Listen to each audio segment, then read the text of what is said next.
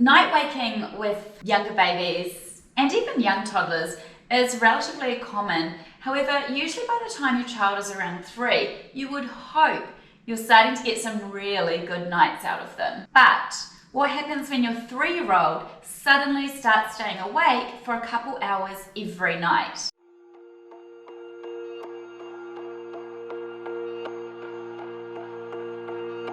Today, I am answering your sleep question: why does my 3-year-old wake at 3 a.m. and stay awake for 2 hours? And in this video, I'm going to tell you why that might be happening and what you can do about it. So stay tuned. Hi, I'm Nicky, one of the founders of a company called Little Ones and mother to 3 beautiful children. At Little Ones, we specialise in infant and child sleep through a comprehensive set of online sleep programs. As frustrating as the scenario may be, where your 3-year-old is awake for a couple hours every night, it's not an overly complicated fix. So the most likely contributing factor to this wake at 3 a.m. is that your little one is still having a long daytime sleep. I know it's very tempting, especially at this age, because toddlers are hard work, to let them have a huge nap because you yourself get a bit of a break, and you might even have a new little one, and it's just very easy for us to let our toddlers have a decent nap at this age. But this is a key sign that that nap is now starting to impact their nighttime sleep. Usually around 3, we see in a lot of toddlers their nap disappear altogether.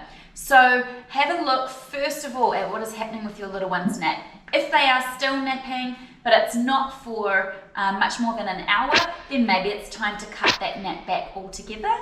If they're napping for a couple hours, you can try trimming that nap shorter and or cut it out altogether, just to see how that starts impacting their nighttime sleep.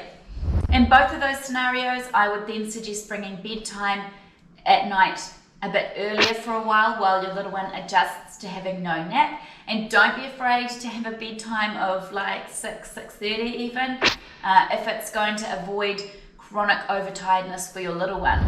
If your little one is already not having a daytime nap, so they've already dropped that nap, and they're doing this 2-hour wake in the middle of the night, that would suggest that perhaps they are very overtired and bedtime's possibly a bit too late.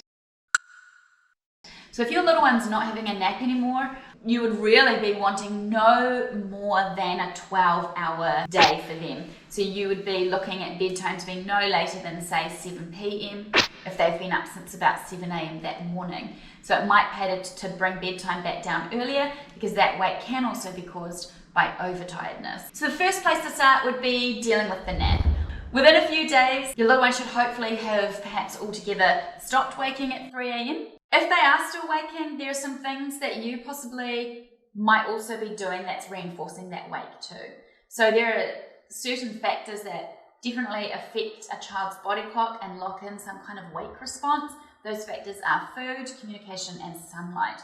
So as long as your little one is not receiving any of those things when they are waking, that's really going to help their body and their body clock to get back to sleeping through when they had previously been waking.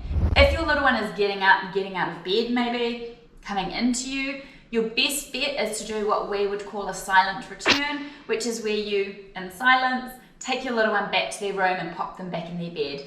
No stimulation, no negotiating, no to and fro. We all know what toddlers are like. They're probably going to be asking you for this, that, and the other, and another teddy and another story. Don't get into it with them. Just silently take them back to their bed.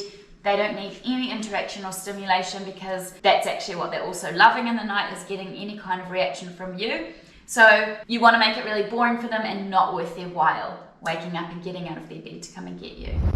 So I hope that's given you an answer as to why it's happening and some steps you can take to eliminate that very long, tedious night wake for your 3-year-old.